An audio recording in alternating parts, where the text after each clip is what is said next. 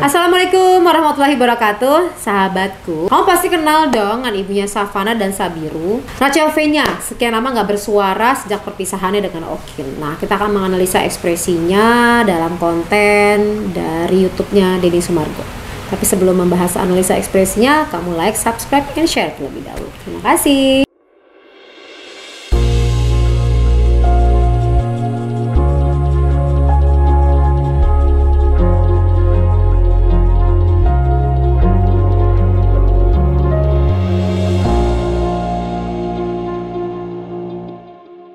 Ini nih, yang aku sering dengar adalah ketika namamu itu selalu disangkut-sangkutkan dengan masa lalu.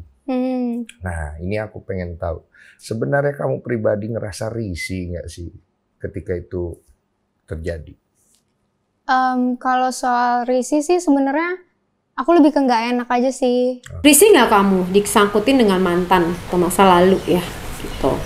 Terus ia menjawab. Kalau soal risih sih, pada saat menjawab risih sih, itu kedip-kedip matanya. Jadi kedip-kedip mata itu menggambarkan kalau ia itu nggak nyaman, ada kecemasan pada saat bicara mengenai hal tersebut. Kamu bisa lihat itu di 3.54 ya, kedip-kedip beberapa kali. Karena orang tuh ngeliatnya tuh kayak aku tuh musuhan gitu loh. Karena aku tuh nggak musuhan sama dia, nggak usah digoreng-goreng. Iya, kayak jangan seakan-akan kita tuh emang lagi berlomba-lomba siapa yang jadi lebih baik gitu sih. Dia nggak nyaman karena dianggap kayaknya bermusuhan, padahal sebenarnya nggak bermusuhan gitu. Jadi artinya udahlah jangan bahas lagi gitu. Nah, ini kan yang mau dilihat sama netizen kan. Karena itu tidak lepas dari proses dulu dan sekarang kamu kan sudah melangkah ke sesuatu yang berbeda.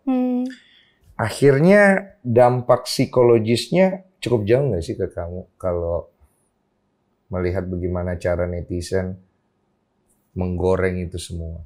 Gimana kalau misalnya aku dibilang? Nah, pada saat dampak psikologisnya itu seperti apa? Karena kamu dikaitkan dengan semua hal itu. Dia pada saat menjawab, dia benar-benar nggak nyaman dengan kondisi disangkut pautkan secara psikologis, pasti ya nggak nyaman lah. Aku risih kayak nggak sukanya aku tuh bukan kayak aku benci liat nama ini, bukan Ngerti, itu iya. Tapi lebih ke kayak udah dong kita nih. Jadi risihnya bukan nggak suka karena nama itu, atau risihnya nggak suka karena nama itu karena udah dong.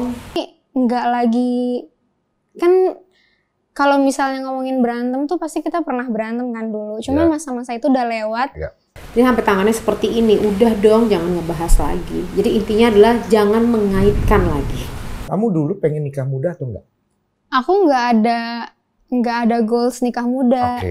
Cuman emang pas dulu tuh aku merasa udah mandiri gitu. Kan pas masih kecil tuh, pas zaman dulu kan emang jarang ya ada orang cerai. Maksudnya pertemanan aku tuh di sekolah tuh yang cerai tuh paling cuman aku gitu. Jadi aku ngerasa kok gue nggak punya figur ayah gitu kan. Jadi latar belakang di sini juga Rachel ini juga merupakan anak yang juga korban perceraian juga. Jadi dia merasa jadi ada perasaan tidak memiliki figur ayah ya. Jadi itu berulang kembali kepada anaknya.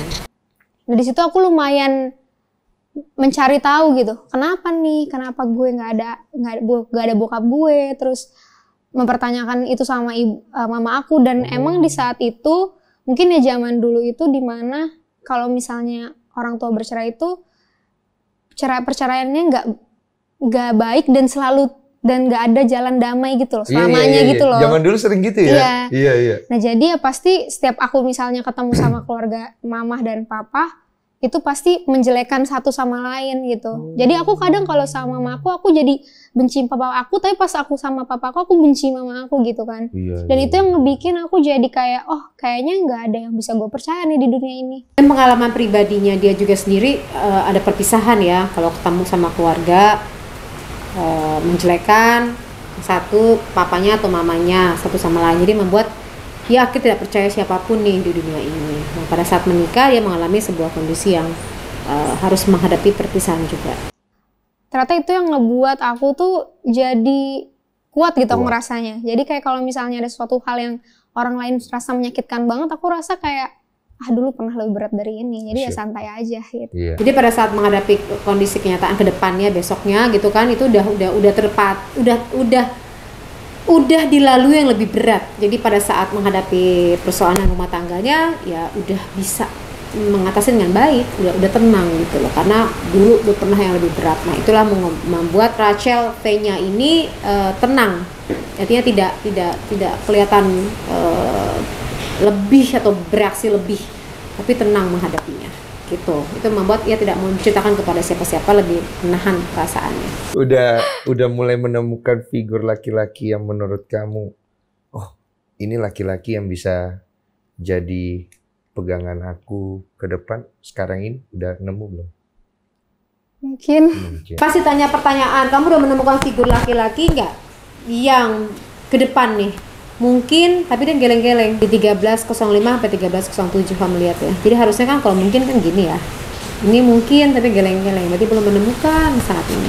Kamu kan sekarang udah sendiri and you have two beautiful children.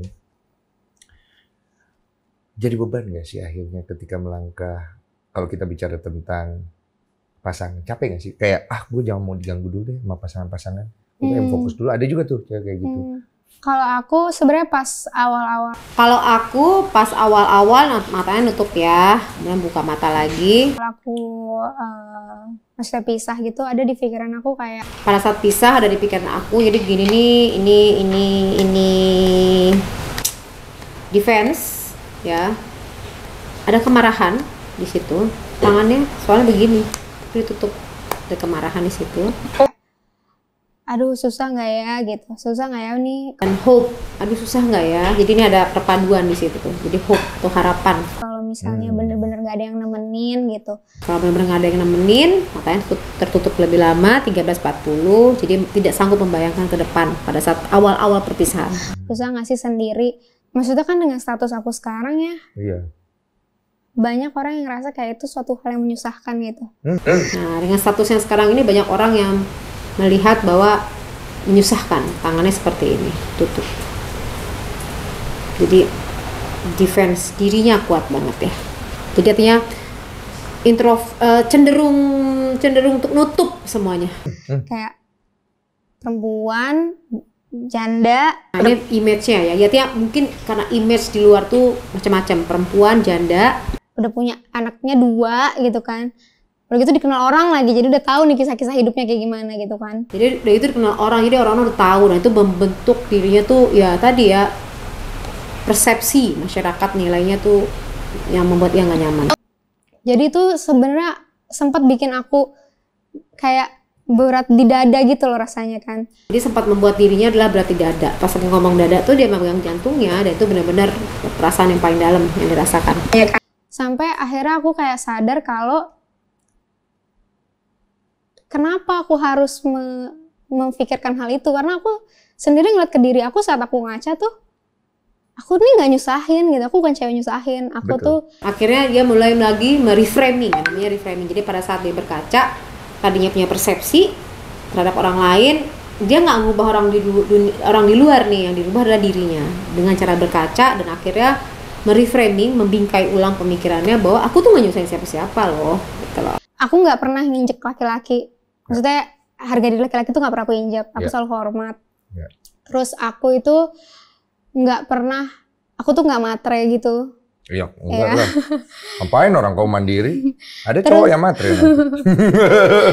Terus aku tuh nggak yang posesif kayak gitu. Jadi aku ngerasa dia nggak nyusahin, menghormati laki-laki, dia juga nggak matre, dan juga dia nggak posesif. Bagus banget ya kepribadiannya ya.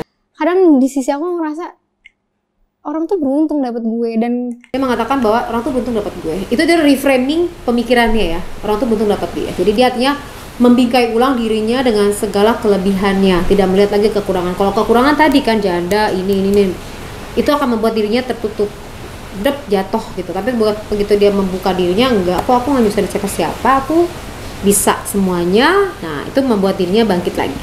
Ini 2 anak di belakang aku nih, buntut aku nih, ini bukan beban, ini tuh bonus yang bener-bener istimewa. Dan pas lagi lihat anak nih bukan beban, tapi ini bonus gitu lah pada saat melihat anak 2 anak ini. Jadi menurut aku kalau misalnya nanti laki-laki yang ketemu sama aku ngerasa yang tadinya aku ngerasa susah kali ya, aku ngerasa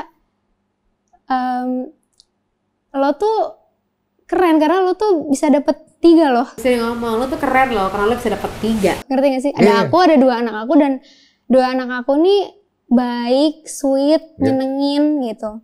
Kan tadi kakak bilang kayak kalau misalnya aku pengen gak sih sendiri gitu-gitu. Aku ngerasa kayak aku masih pantas untuk falling in love gitu loh. Dia mengatakan anak-anaknya juga baik dan dia juga memantaskan dirinya bahwa aku masih pantas untuk fall in love. Itu bagus ya. Jadi teman-teman, pada saat kamu itu ngedrop atas semua persoalan kamu, kemudian kamu mereframing pemikiran kamu lihat adalah lebihnya kamu apa. Kalau kamu lihat kekurangan kamu apa, kamu akan menjadi makin tertutup lagi. Jadi kalau misalnya lihat kayak gitu, kamu harus membangkitkan semangat kamu dengan melihat apa lebihnya kamu, apa lagi prestasi-prestasi kamu. Jadi nggak ngeliat kekurangan tapi lihat kelebihan dari diri kamu supaya kamu bangkit lagi dari keterpurukan itu. Nah, ini bagus banget yang Rachel lakukan ini. Aku masih pantas untuk ngerasa jatuh cinta, aku pantas untuk ngerasa berbunga-bunga, kasmaran, merasa dicintai gitu kan. Jadi aku ngerasa nggak ada salahnya kalau misalnya aku membuka hati aku sama orang baru gitu. Setiap aku misalnya nanti mau ketemu orang baru ataupun sekarang aku ketemu orang baru, aku kan selalu bilang kayak hidup aku tuh complicated. Kayak pertama aku itu punya anak.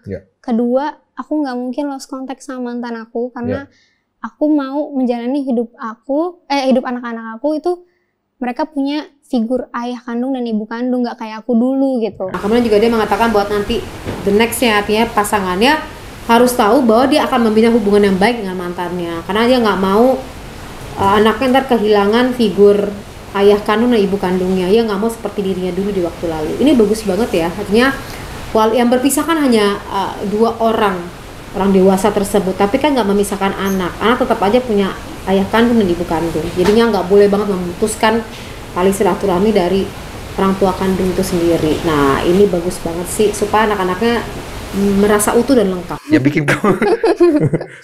bikin kamu akhirnya tahu. Ilfil gue. Tahu sih. Yang bikin ilfil. Apa penasaran loh aku tuh. Maaf ya. Aku ini kan orang susah ya Kak dulu. Nah, pasti tanyain cowok yang bikin kamu ilfil tuh apa sih? Gitu jadi. Aku tuh orang susah ya kan Kak dulu. Jujur dan berterus terang ya. Gitu jadi. Aku tuh paling sebel gitu kalau denger cowok tuh ninggi gitu. Aku paling sebel kalau denger cowok tuh ninggi. Nah, pas lagi ngomong itu agak sedikit kontem nih. Agak sedikit naikin. Ya. Oh, ini berasa punya duit banyak. Gitu. Iya. Gak suka cowok-cowok yang mamer-mamer harta. Aku tuh gini. Oke. Kadang kalau aku ngobrol sama orang yang kadang sama orang-orang hebat itu ada 2 yang aku temuin. Yang satu, dia tuh emang pintar, tapi pas dia tahu aku nggak ngerti, dia akan merendahkan dirinya. Oke. Dan menurut aku tuh poin plus buat aku. Tapi ada juga yang kedua, orang pintar pas tahu aku nggak tahu, dia kayak ini gue tahu nih, lu nggak tahu gitu. Ngerti nggak Kak Mas? Dan dia nggak suka banget cowok yang dia pinter, terus malah karena dia nggak tahu malah melecehkan pas ngomong, kembali lagi konten. Yang aku pengen tahu ketika nanti semuanya tidak sesuai dengan apa yang kamu harapkan ya, bukan ekspektasikan. Ketika segala sesuatu tidak sesuai dengan harapan, bagaimana kamu menyikapi? Are you okay with that? Aku pasti berharap mata menutup kalau aku bisa ngelewatin itu gitu. Kalau aku bisa melewati itu, mata menutup itu tuh ya tadi ya, menghentikan semua informasi yang masuk dan tetap aja wishing agar itu terjadi. Gak sanggup lihat kenyataan yang ada kalau harapan tersebut tidak sesuai dengan yang diekspektasikan. Kamu tuh tipe yang komit banget gak sih? Kalau melihat diri kamu sendiri? Tanya komit banget gak sih? Dan narik napas. Susah itu untuk jawab. What the things that make you commit? Sampai bahasa Inggris loh aku ini. Penasaran. Iya. Apa ya, aku mungkin pola pikir aku emang lumayan berubah semenjak aku punya anak sih. Pola pikirnya mulai lumayan berubah sejak dia punya anak. Contoh dulu tuh aku kalau misalnya pas masih muda dan ya sekarang masih muda juga masih sih. Lucu ya. Ya mungkin masih umur belasan lah. Terus aku misalnya suka bikin video, misalnya aku lagi mabuk atau apa gitu misalnya. Itu aku bodo amat. Orang ngomong apa juga bodo amat deh. Pasti tanya apa yang bikin kamu komit. Nah, ia menjelaskan kalau dulu itu pada saat masih muda, masih lucu-lucunya, pada saat bikin video-video dia nggak peduli komentar orang. Aku bikin video lagi mabuk. Itu aku bodo amat kayak gitu. Cuman sekarang tuh aku setiap mau melangkah, aku selalu mikir. Tapi sekarang itu setiap aku mau melangkah, aku selalu mikir. Mata ngeliat ke bawah. Artinya part 2. Tunggu tayangannya. Wassalamualaikum warahmatullahi wabarakatuh. Kalau anak gue tahu, anak gue bangga nggak ya lihat gue kayak gini gitu. Jadi